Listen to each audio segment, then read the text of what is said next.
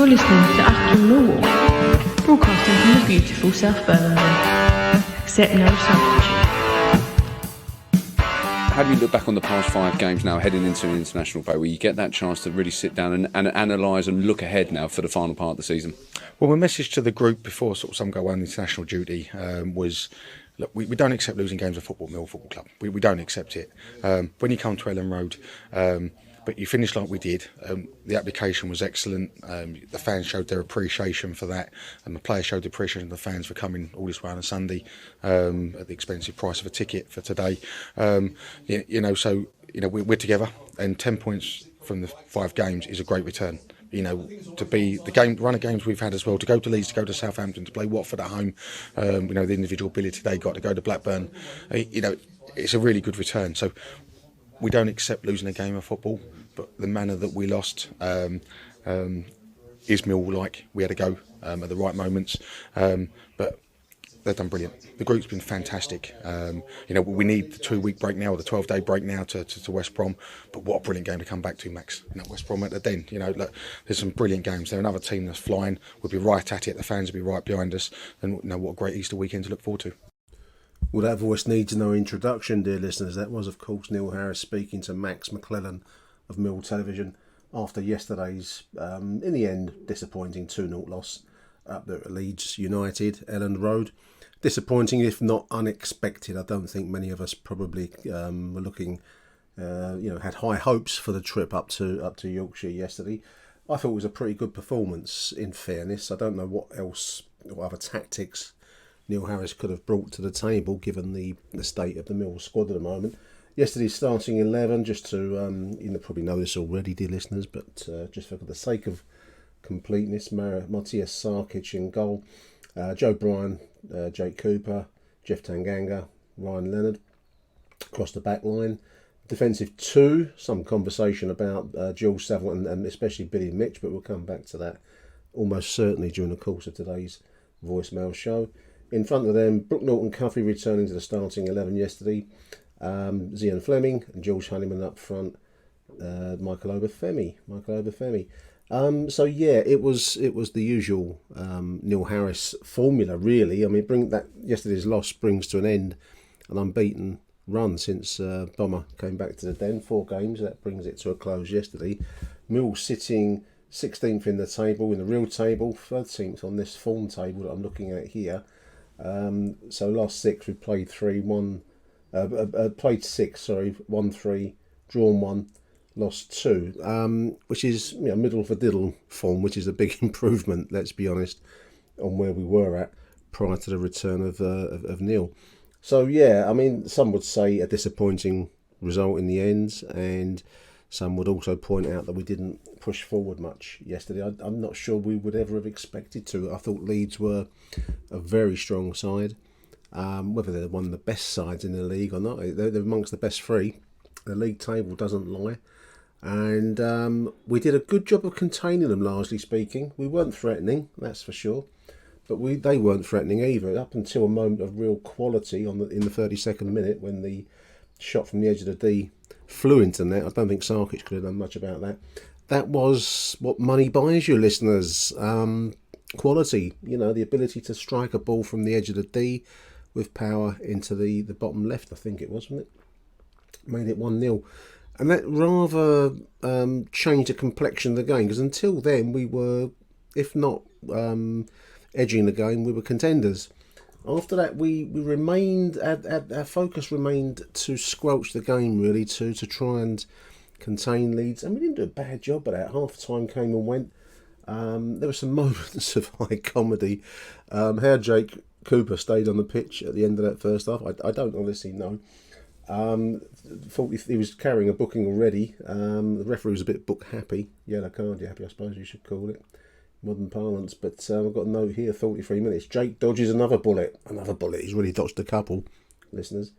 A knee on the Leeds United forward. I thought we need him in the face. I mean, others were saying that it's more chest. I thought we took him in the mush.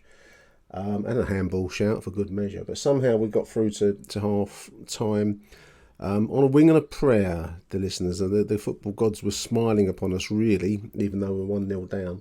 Could have been, should have been more, in truth. Second half, more of the same really, and then the settling situation in the end came after a four-way substitution. I mean, I remember when Neil Harris was with us previously, there was always a bit of a debate about his substitution policy. It was always too little too late by many people's standards. But you couldn't say that yesterday. A four-way substitution on the 61st minute, which opened the game up, leading to the eventual settlement when Leeds went 2-0 up on 78. But bringing in the likes of McNamara, Watmore, Denor, who's a person being regularly mentioned online today as a man that should be starting over Billy Mitchell particularly, and Ryan Longman. We looked a lot more open once that four-way sub was made. I was trying to think when I've last seen a four-way substitution in a competitive match. I mean, it's a friendly kind of move generally, isn't it, listeners? If you can think of when that might be, do let me know. On Twitter, on X, or in any of the comments on YouTube or anywhere else you can get hold of me, because I can't think of many situations when in a league game, competitive game, we've made a four-man switch. But it certainly opened up Millwall, allowed Leeds probably a bit more space to attack us, and that was our downfall. We were 1 goal behind, and as the half was wearing on, we were starting to try and chase it a little bit, and then in the end, by luck, we managed to stay at it until the 78th minute, when it was a good break and a really good finish, in truth, from the 6-yard box for the Leeds. 2-0 was game, set and match for Leeds. For me, overall, it was a fighting Millwall performance. I said on the show yesterday, I was speaking to Harry and to Michael when we did a show yesterday, straight after the game, that the thing that was most refreshing for me, I think Neil Harris is touching on it in that opening quote that we've just started the show with, is there was a proper Millwall performance in the sense of not necessarily being the most slick or flowing performance you'll ever see, but we brought some spine to the occasion. That's what's not been around for a long while. So it did at least feel like a Millwall versus Leeds game yesterday, albeit we were outclassed in the end by a decent side. So that was my take on proceedings yesterday. I don't think I'm saying anything you probably haven't read one way or the other online. But this is today the much loved, the beloved voicemail reaction show. A big thank you to everyone who sent stuff in for us today. Let's open our voicemail account, dear listeners, with Matt Webb. Take it away, Matt. Morning, Nick. Matt Webb here, calling in after yesterday's result against Leeds. I'll always leave it maybe about 24 hours afterwards so that I can digest and maybe even on this occasion re-watch the game. Look, let's be honest. Even the most optimistic person who in a Millwall shirt wouldn't have thought that we would get anything out of this game today. Leeds are up there for a reason. They're unbeaten at home for a reason, and they've gone, I think they've not lost in this calendar year. So come on, let's not make, even if we got a point, I think we could have celebrated that as if it was a win. Anywho, I still think, watching yesterday's game, I've got no qualms that we will be absolutely fine. There's something about that team attacking wise that I feel we've got more than enough to be nowhere near that bottom three, if I'm completely honest with you. So normally after a defeat, everyone's all doom and gloom, and in the end the world's going to end, and that's it, fold the club, etc, etc. But you know what? No, not on this occasion, mate. I think definitely is a lot of positivity to come from that. However, there are a few things I do need to get off my chest, and the first one is Jake Cooper. First half, his head was gone. He wasn't playing football the way it should be played, in my opinion. He let that non-toe get under his skin, and he was lucky to be on the pitch, if I'm really honest with you. He kind of was out there for a scrap as opposed to actually playing football and being a captain, and I wasn't best impressed with that, if I'm really honest with you. And I'll do that well, and I do think that affects his football. So that's something that's got to be changed. The second one is evidence to suggest that Norton Cuffy can't play in Harris's style of football in his system. I thought he was woeful and I will be honest, I thought he was absolutely woeful and non-existent yesterday, playing in that position. In fact, when the subs came on, there was a bit of a difference.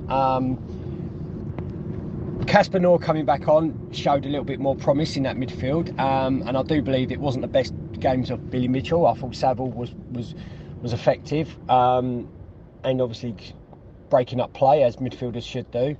But I also feel, that that's going to be a change. I think for the West Brom game, I would actually drop Mitchell, and I think Harris needs to understand that. He's got his go-to guys that he's always had and trusted over the course of time, but now he needs to look at the squad itself and go, right, well, actually, who are the better players quality-wise that can do that job? And so I feel like maybe that's a swap for the next game. I thought Obafemi did really well. Lone striker against the defence of Rondon. And you've got to look at it from this perspective. Is when he had the ball, there were 3 players around Leeds.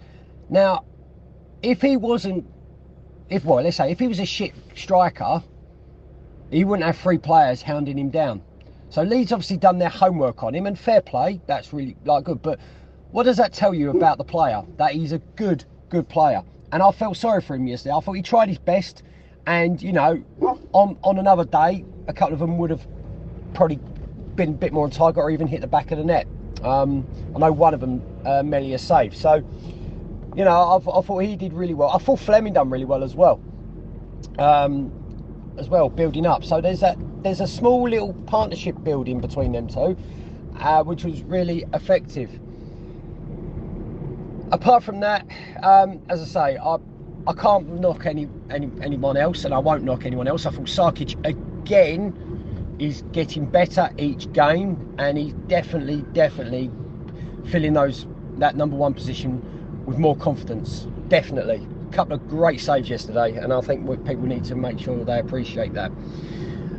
So, let them have a couple of weeks off, reset, and basically get West Brom out the way, and then things will be looking rosy. So everyone have a lovely break, and I'll see you at Easter. Come on, you lines.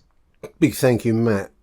Great stuff. And do you know what? I'm going to let you in. I'm going to reveal the curtain, as Harry put it nicely yesterday, on the Achtung magic, the view of the, it's like when Dorothy gets to see the Wizard of Oz finally. It turns out to be an old man with crankshaft thing going.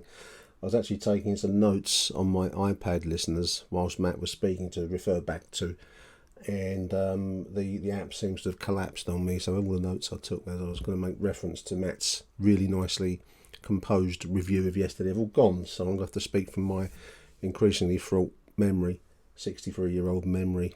Jake Cooper, I mean, I like the spirit that we brought to the game yesterday, Matt. I thought that it was a bit of a welcome contrast with the wishy-washy style that we've been seeing under successive managers, Rowett for long periods as well, but also especially the late period of, if there was an early period of Joe Edwards, it was a late period of Joe Edwards, it really went wishy-washy, didn't it?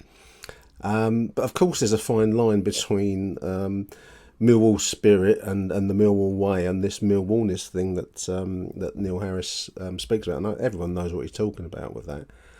At the same time, referees will look askance on crunching tackles, almost semi-assaults on players, and you're going to get penalties, free kicks, and cards conceded. And I agree with you, Matt. I thought Jack was lucky to be on the pitch. There was a clear handball. Thank God there's no VAR in the Championship. I'm sure it's going to come, because we are increasingly in a bracket that is, imitating the kind of Americanization of football, which with endless video reviews and all the rest of it, delay the game and all this kind of thing. So it's going to come, but thankfully not there at the moment, because otherwise I think poor old Jake would have been having the old proverbial early bath. I thought it showed a lot of discipline in the second half not to be sent off. So there's a two-sided coin there, isn't there? Because on the one hand he was carrying a yellow, he dodged a red card by the skin of his teeth, but to actually stay on the pitch for the second half, I thought was not bad. So there's the duality of Jake, the good, the bad, and the ugly, so to speak. That's a three-way thing, not a duality. Brooke Norton-Carthy wasn't his best game yesterday. Whether he fits into the Harris mode of play, I don't know. Very talented boy. I think one thing I would say, and I know this is a regular feature of, we spoke to Tony the other day, Tony Monday, on the show, and the critique of the Neil Harris approach is that it is all scrap and fight and kick and all the rest of it, fight for every inch of a blade of grass, almost Churchillian style, which appeals to the Millwall in me. Of course it does. You can't beat quality, as we saw yesterday. In the end, quality tells. So a little bit of quality in the Mill side won't go amiss, because if nothing else, it means we keep the ball further down the pitch and the heat off of our defence. Tanganga, what a player. He's only on loan though. We're going to send him back to Spurs, an improved player at the end of the season. I know that's the nature of the business that we're in, listeners. But I thought he was like Obafemi, and I know Jim mentioned Obafemi, but Jeff Tanganga as well. Two of our best players are on loan, so there's a storyline in there. But yeah, I thought it was a fighting performance, and we're unlucky to. In a way, it reminded me of the Southampton game where we're up against a clearly stronger side, superior side, if you want to use that word, but where we had the luck of the break against Southampton and got ourselves in front. Lady Luck didn't smile on us in the end yesterday. So any road, big thank you to Matt Webb. Next up on our succession of voicemails, big thank you to everyone who sent stuff. Let's have a listen to Mark Barnesy. Hi Nick, it's Barnesy here. I thought we done okay today. I think we basically set the team out like we have been, be very compact, hard to break down. And it was going okay until the guy obviously hit that weldy just before half time. And everyone was, the Sky Leeds loving. Apparently we played the team that's going to win the World Cup, the Champions League, UEFA Cup, the Milk Cup, Littlewoods Cup, every cup. It's just Leeds loving, isn't it? From Sky Sports. And Cooper's should have been sent off. Really, didn't think it was that bad. The guy elbowed him on the in the face while he was down. But I think personally, I don't think we done too much in the first half. We weren't really going to score, but we were compact. We played, we were holding them until the guy scored that weldy. Second half, we made the substitutions. We're bringing on Longman, Watmore, Danny, and Casper, and I thought we looked okay. We were passing the ball around lovely. I don't really feel that they were sort of getting out of third, fourth gear, but and then the goal kick, killed us off. But I think we should have, the results yesterday, maybe that sort of dictated the way we played today. Where we, did we need a result? Probably not. It's a bit of a free hit, to be honest, and. I think it's all about getting everyone through the game, no injuries, because, we've got no one up front. Femi played 90-odd minutes plus, which is good. He looked sharp, a few times, not one with a header, I was offside, but, did we really like we're going to score? Not really, but, it's a free hit. We got up there, we didn't get embarrassed. Under Edwards, we might have conceded a lot more goals than that. So I think it's just getting the result done, we move on to the next game, and we... that's the results we need to start winning. But as I said, we played against, the best team in the world today, according to Sky Sports. And, we should be bowing to them people. And the stadium's amazing, the people are amazing. It just pisses me off, mate. Leeds are a big team. And, my in-laws are all from Leeds. And, I love them. I think they're great. But really, do we have to bow to them so much like we have to on Sky Sports? And I think they're on next week, funny enough. But, Anyway, I don't really care about the result today. It's all about not getting injuries and making sure we win the next few games and we stay up. But, there's a few passages of football there where we were passing the ball nicely. It was nice. And I think, we stay up, we move on, we get better next year, and we can mix it by playing long football, short passes, get that big striker up front. We need someone like that just to hold the ball up. But hey ho, we lose a game. First game under Harris we lost. I'd have taken that when he took the job. Anyway, mate, take care. See you soon. Bye bye. Cheers, Barnesy. Yeah, Leeds. They did love Leeds on Sky Television, didn't they, mate? They always do. I suppose they're well, we know why it is they're living on the kind of past reputation of the 70s, and then to some level, I suppose, through the 80s and 90s, when they were successful. 90s more than the 80s, perhaps. It's a strange rivalry, I find, the Mill versus Leeds rivalry. Is it really a big, proper rivalry for you, dear listeners? I know the fans are always up for it. It's a big day out, and for both of them, actually, for both sets. Leeds like coming down Millwall. I think it's because in the end, we get under their skin, and they have delusions of grandeur, and I think they just get used to teams rolling over for them. And of course, that until Joe Edwards, maybe that wasn't the Millwall way. It's not the Millwall way now. Again, now we've got Bomber Harris back, so I think there's a certain delusional quality to Leeds fans, and I suppose that provides high amusement. But Sky Television certainly are in their, they're fanboys on there. The Casper de Noor versus Billy Mitchell debate is an interesting one. It's doing the rounds on Twitter. I think it was Tony. I've just been trying to find the post that Tony put on there about the number of passes that Casper de Noor made in his brief half an hour or so when he came in versus the amount of passes that Billy made.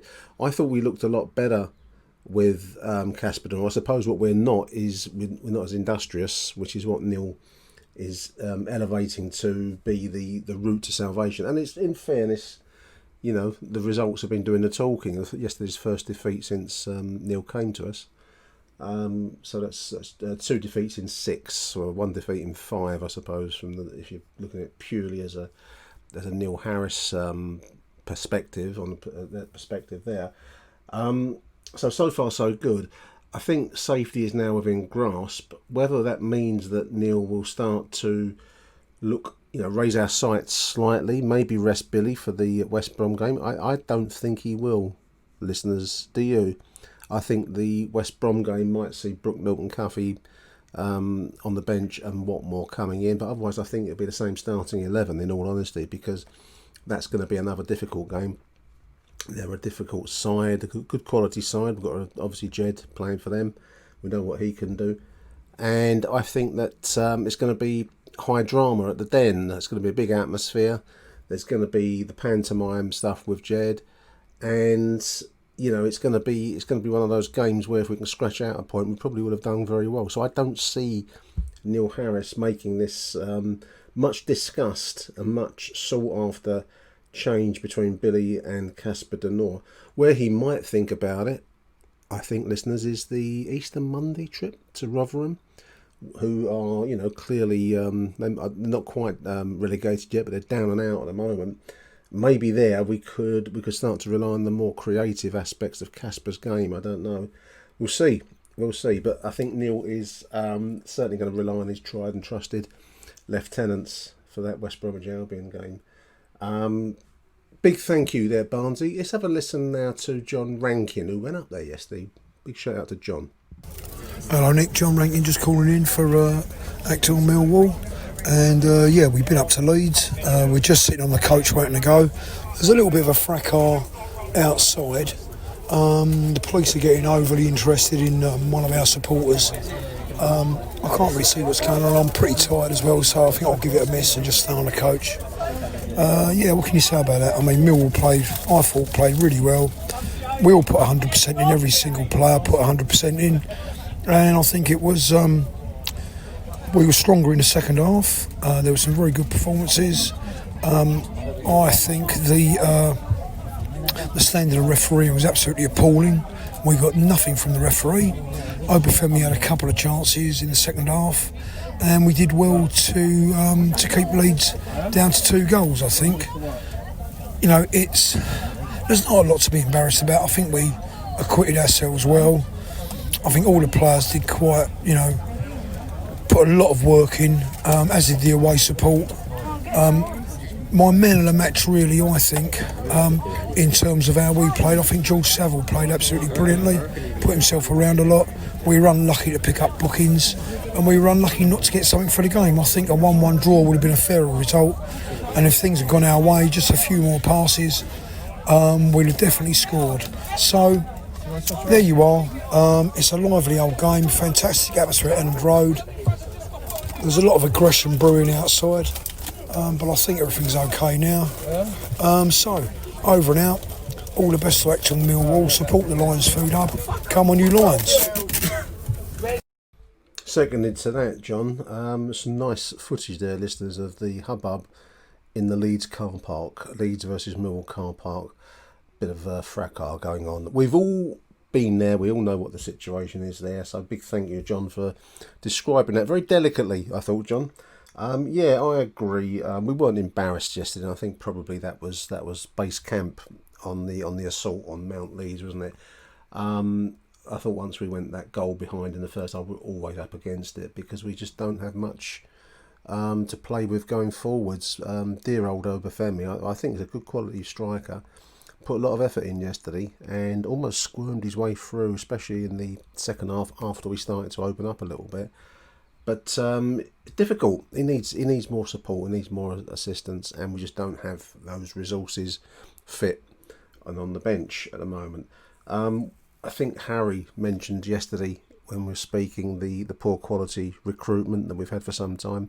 That comes back to the club. That comes back to the director of football, which is Alex. We don't have an embarrassment of riches going forwards, especially. And when you see how other teams are doing at the moment, especially Coventry, congratulations to them actually for that excellent FA Cup win yesterday. But that's what we should be looking at. That's what we should be aspiring to. You know, I believe it can be done, but you've got to pick and choose your signings very, very well. Not easy, I do get that, but that's the nature of the game that we're in, and that's the business. So, you know, man of the match, Saville, I wouldn't argue with you there, John. I wouldn't argue with that. I thought Tanganga again put in a really strong performance, and it was a fighting performance, but we're always on the downhill slope there. So yeah, huge thank you to John Rankin. Let's go now with Paul Cree, and then we'll listen to Jim Hackett. Hello Nick, Paul Cree here, just messaging in after the Leeds Millwall game. Watched it on the telly. Probably not going to add a lot that anyone else is going to add, but you know what, I can't really complain with that. I thought we were pretty good second half, playing a much more superior team, but we battled and we scrapped, and there were a couple of moments where I thought we looked quite good. If only we were just a bit better with second balls, I think, and then when we had the ball, just being a bit more clinical with it. I thought Obafemi did well today, ran his socks off, and I can see him proving himself to be a bit of a handful the more confident and fitter he gets. I thought Fleming got stronger and stronger as the half went on. Tanganga was decent. First half, Cooper's being a bit of a liability again. He's lucky to be on the pitch, I think. But aside from Cooper, really, I don't really know who had much of a bad game. I thought Honeyman, in terms of those second balls, I felt he was losing, or giving, when he got the second balls, he was giving them away, or he wasn't quite getting the second balls. I don't know if that's his height, or maybe just hasn't quite got the control with his feet.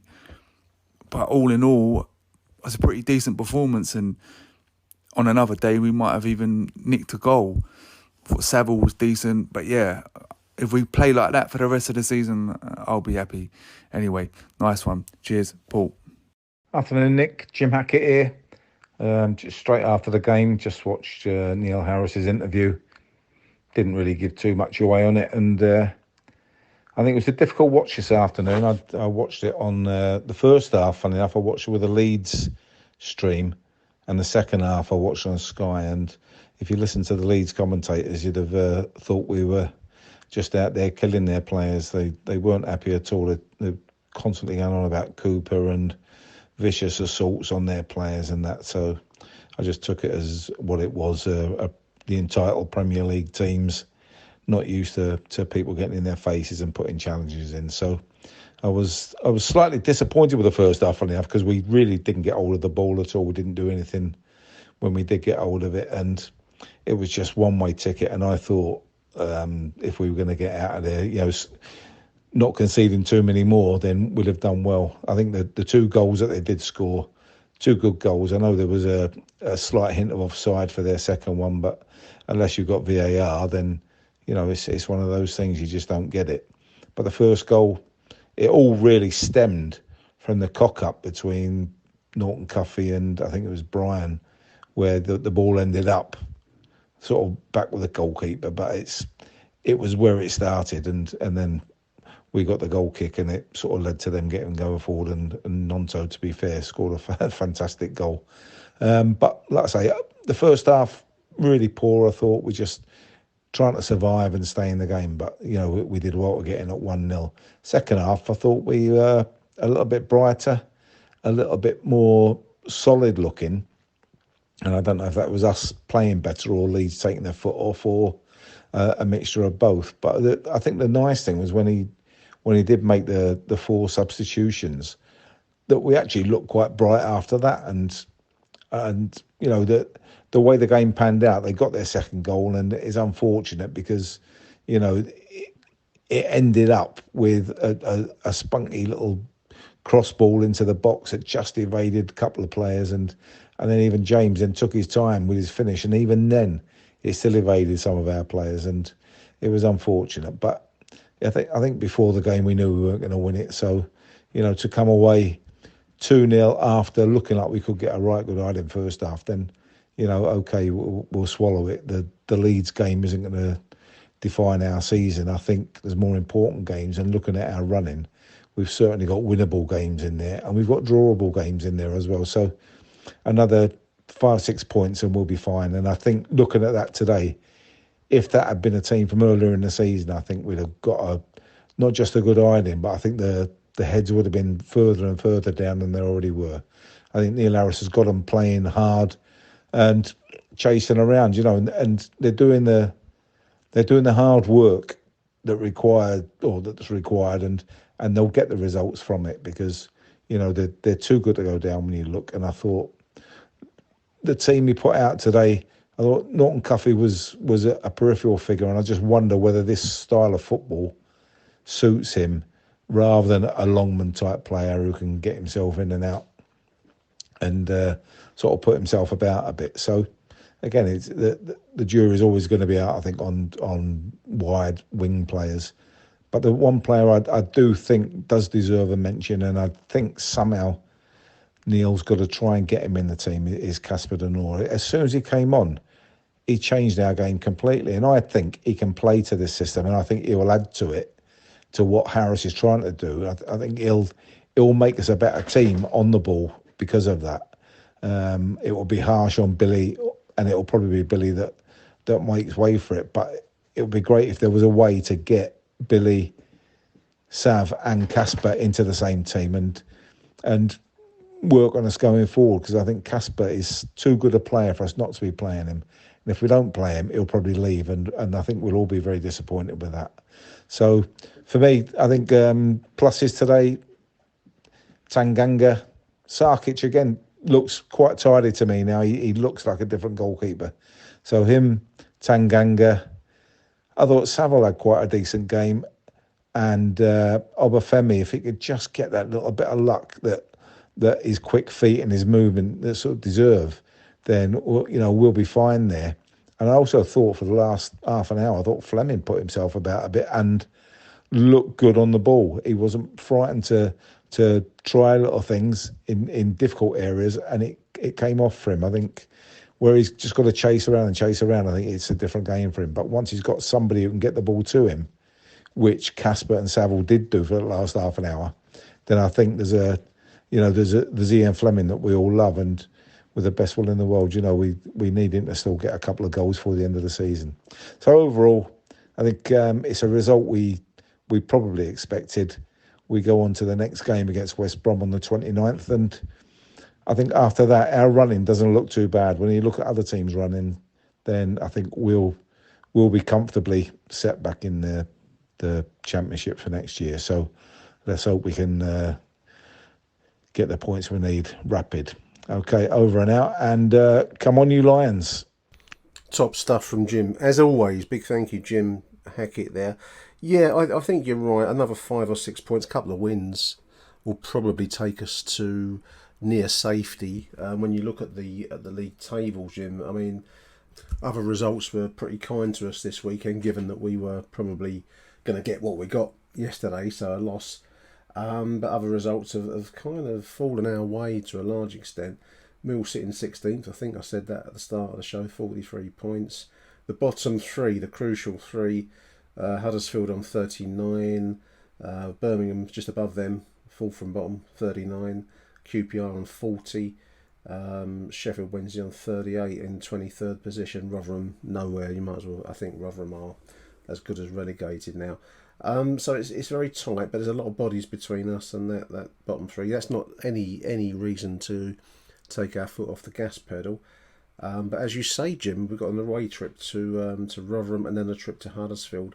We've got to be looking for points out of those two fixtures, because I think if we can get that, that'll take us somewhere towards the high 40s, and that should give us salvation. And I think if Neil Harris can achieve that, well, what a miracle worker, given where we were, looking not that long ago. But it's not there yet, so I won't. I'll cancel the celebration party just for the moment. Hard work, yeah. Hard work is what's got us there. So I do agree with you, Jim, about Casper De Norre. It's a big point of conversation online, and many people make the same point. We need as much creativity and passing ability as we can possibly crowbar into our side. It's one area where we're falling short at the moment. We certainly saw it yesterday.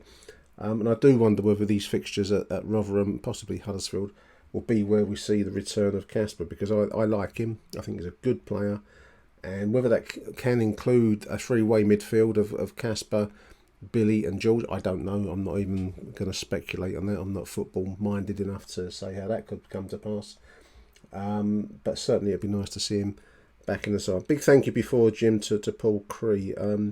I think you're right, Paul. Just going back to your message, if we play like we did yesterday for the remainder of the season with the spirit and the intent we saw in flashes, we'll be safe. I do agree with that. Okay, we're going to close the voicemail section now with a final two. One is from Chicago Joe. Sounds like he ought to be playing pool in some downtown speakeasy. And then, of course, the moment everyone waits for is Bobby T. Take it away, Joe, and then Bobby. Hello, Joe from Chicago. Pretty much the result we expected, and honestly, I'm going to keep it as a win. Just because Jake Cooper didn't get sent off for that penalty shout when he kneed the guy on Leeds in the stomach in the penalty area would have been a second yellow. So at least he avoided suspension. I will continue to be on the Joe Bryan hate train because that dude is just mediocre despite having all the talent in the world.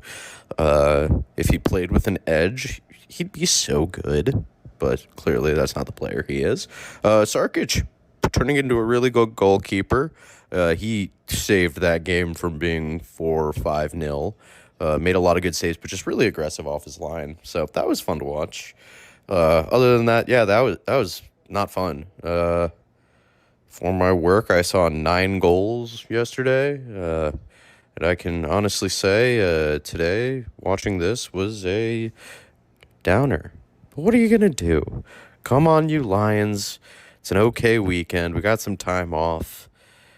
God, our lack of strikers really screws us, because Obafemi's fine, but expecting him to do anything more than 60 minutes is ambitious, to put it kindly. All right. Love this team. Hope everyone over there is doing well. Getting towards springtime here in Chicago, which is always a terrifying thing. And my normal drive to get home from Soldier Field that takes 10 minutes took me an hour yesterday because it's St. Patrick's Day. So if you want to come to Chicago and drink too much, that is the day for you. Either way, cheers. Sorry for going on so long. Tough game. What are you going to do? Come on, you Lions. Nick Hart, Bobby T here. Just got back to London from the fucking South Yorkshire fucking bastards. And do you know what? I mean, like, some of our fans might be, I'm not saying delusional, but like, I'm not saying any TV channel like Achtung Millwall is the best. Love it. Love Millwall podcast. But some fans, we're going to go there today and we know what we're going to get. We're going to go, like a game plan. Or this was like a free hit win. We're going to go, we're never going to lose. I'm quite frustrated, Nick Hart, because for me, as a passionate Millwall fan, we go to home and away, whether it's Lincoln City, Real Madrid City in Germany. Yes, Leeds are sleeping giants. I fucking get it. Or they're, they're the second in the league. But today, I don't want to go into any match to go and lose a game. I'm not saying our players today went there for a fight. We didn't really fight, did we? Let's be honest. One great goal, and then Dan James. And I love Harris the bits and all that, but I'm trying to say to you, I never want to go into a game, no, we're going to lose, or don't worry, it'll be 2-0, we'll lose this game. We're going to set up shop game plan. For me, no, I'm really frustrated today because we could have gone there and shocked the world, like Southampton away. But I think our players didn't fight today. And Harris brings on the subs. I get it, Longman, Denor. But what does it, I mean, again, Edwards, Gary Rowett, and Harris, I love Harris to bits, but what's your take on it? Like, this kind of game, youngster, essay.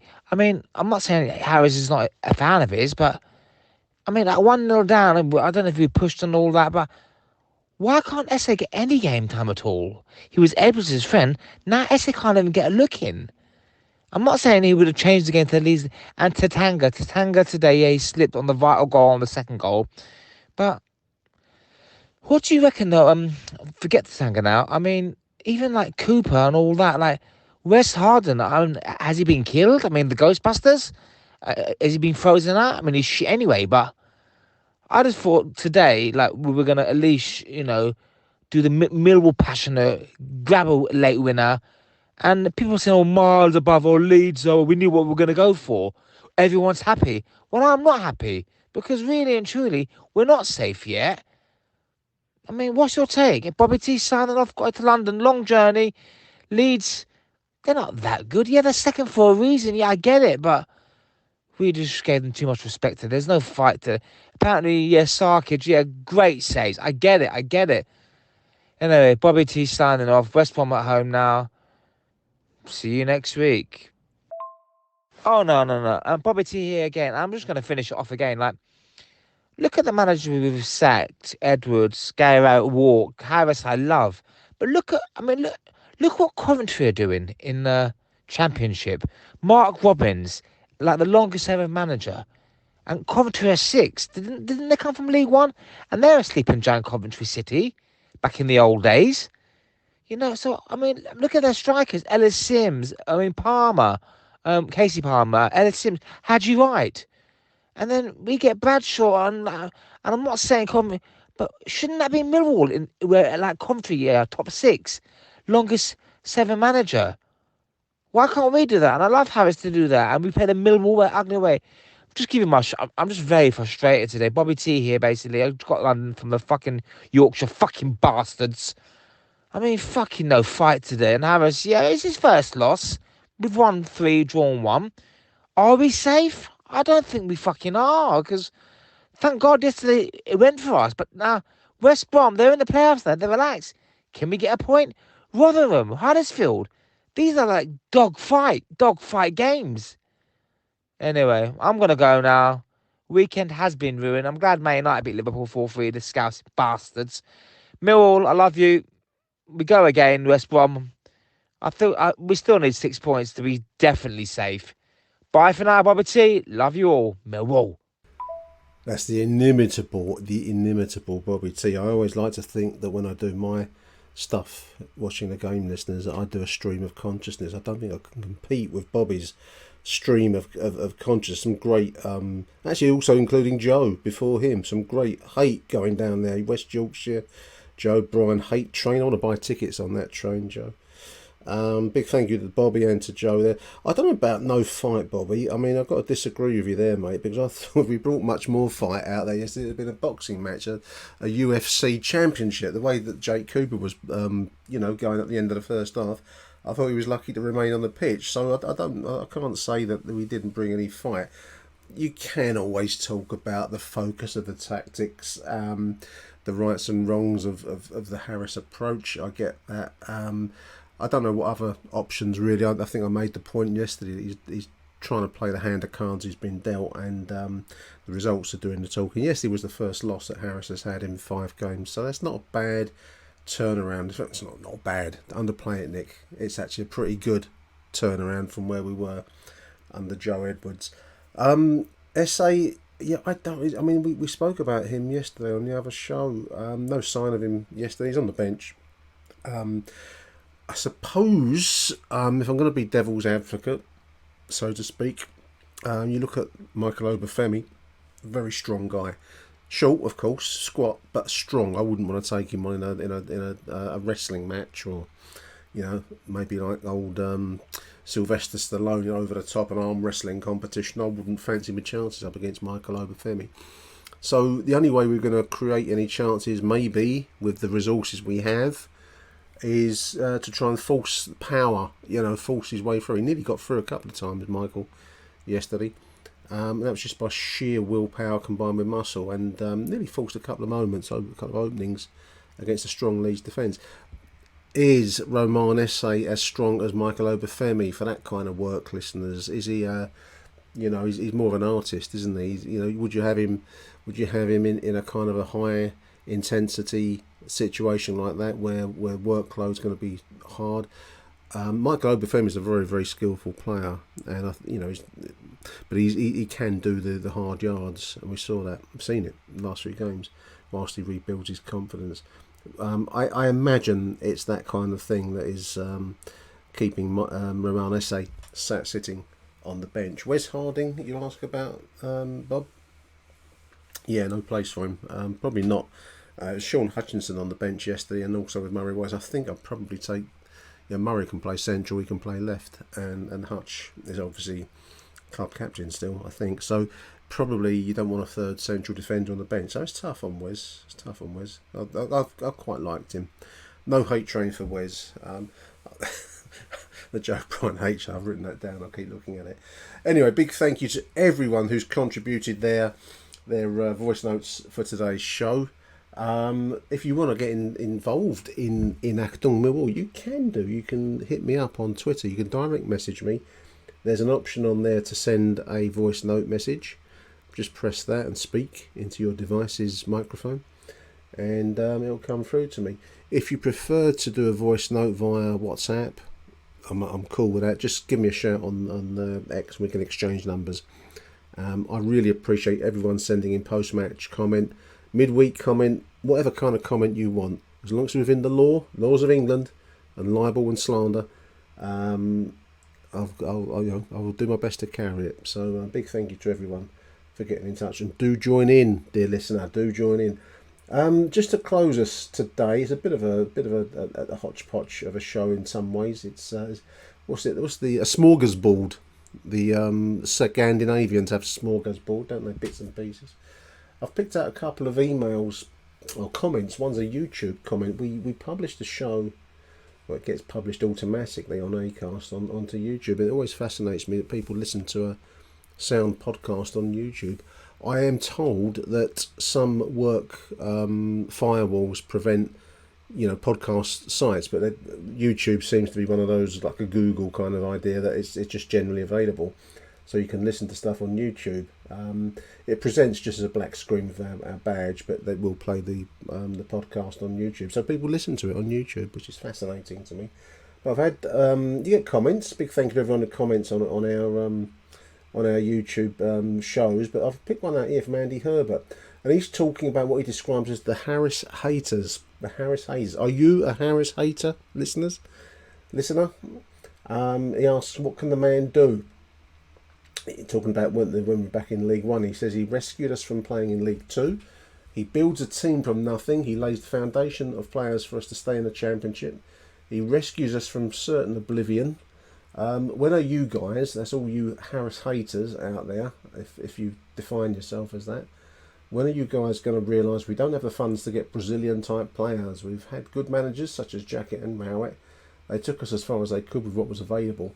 Mill owes Harris our championship credentials. He deserves to manage Mill. He deserves to manage Mill next season.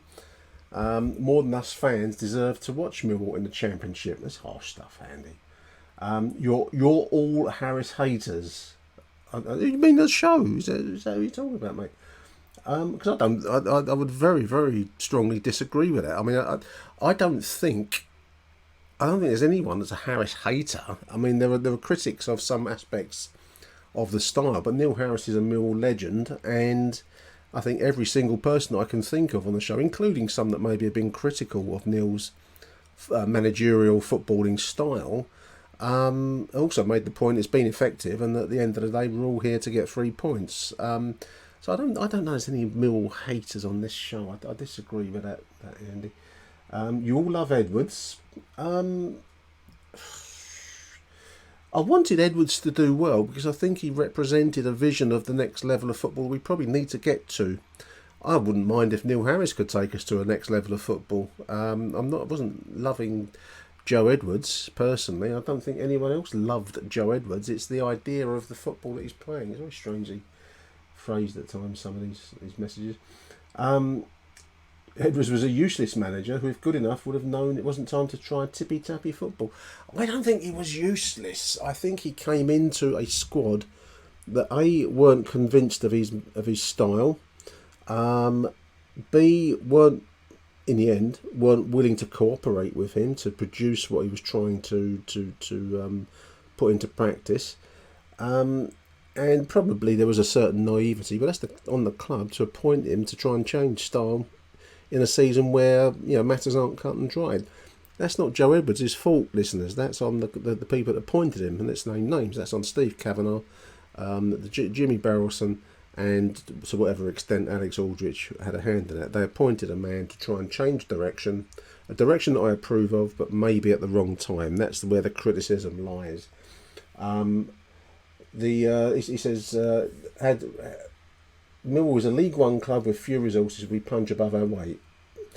Yeah, to some extent. I get where you're coming from. He says he feels for Harris Gate. He gives his all for everyone at Millwall, and everyone turns on him. Well, I don't there's anyone turning on him.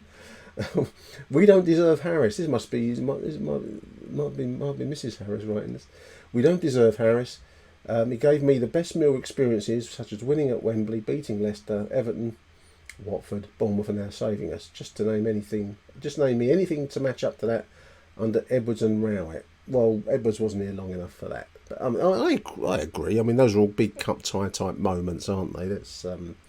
Let's get it right. And I think, in all honesty, I don't think you and me are going to agree on this, Andy. But I think on this particular show, I'd take great care for it not to be just mere destruction. Online, everyone can see this when you go on the various types of podcasts, vlogs, whatever you want to call them. Shocking people and coming out with kind of clickbait type stuff is easy. I don't buy it. I don't need it. I don't believe in it. And what I would like for this show to be is something a little bit more intelligent than just Edwards shit, Harris brilliant, Harris whatever, Edwards brilliant. Don't work like that. We try and put a bit of nuance into this show, so I don't buy that. It will be. It says, that the Harris haters might fuck us up. Well, we don't know what's going to happen next season. We've got to be safe yet this season. If Neil Harris achieves safety in the Championship, it'll be one of his major managerial achievements. And I think that despite a lot of the conversation that's gone on this show about next season, a lot of it will be on if Neil wanted to stay and try to form some approach, some footballing style in a squad to compete in the Championship with hopefully some funds to make it happen, then he would have earned that right because we were adrift. I think casting it as simplistically as that, Andy, I don't agree with it, mate. I'm sorry, but anyway, thank you for your message on YouTube. Do keep sending messages. I do read them all. that was a long one, and it just struck me as as one that stood out. And just to close us, there's another Neil Harris focused message from Mike Bissiker. Big shout out to you, Mike. I know you're listening, mate. I think Mike's point on this email he sent a few days ago now is that many Millwall fans have no grasp of Millwall history. I mean, I think a lot of the modern kids probably have some delusional idea that we are a side that is historically successful. We are historically not successful, and these are the golden days that we're in. I mean, most of my Millwall following life have been spent in the drabbest of areas of the third division, looking downwards rather than upwards. So Mike makes the point, Neil's technical skills as a manager are being questioned. His man management is evident. I agree. From the moment he came back, for example, putting his arm around a player as he comes off. When did you see Rowett do that? Don't know, can't remember. I think I'll take your word for that, Mike. He's had a word in the ear of Obafemi, who must be loving having coaching from an ex-striker. Back to Harris, the link is matching the player's style, the resources that he has, to the crowd's participation. I think that's a crucial point you're making there, Mike, because what Neil's done is brought the Den back into play. It had gone missing for good reason, because it was so boring, wasn't it, down the Den. And as a small fish in a very big pond, we need to play to our strengths, says Mike, and that's what Neil Harris is doing. I'm hoping I've captured that in a nutshell. But I want to say a big thank you to Mike and to Andy. Actually, we agree disagreeably. I think there's another show that says things like that. So anyway, there we are, dear listeners. I think I've probably reached the end of the line. Reached the end of my notes. I'm going to try and sort the app out on my note-taking app on my iPad. And I'm going to close it there. So a big thank you to everyone who's contributed to today's show. Thank you for you to listening to it.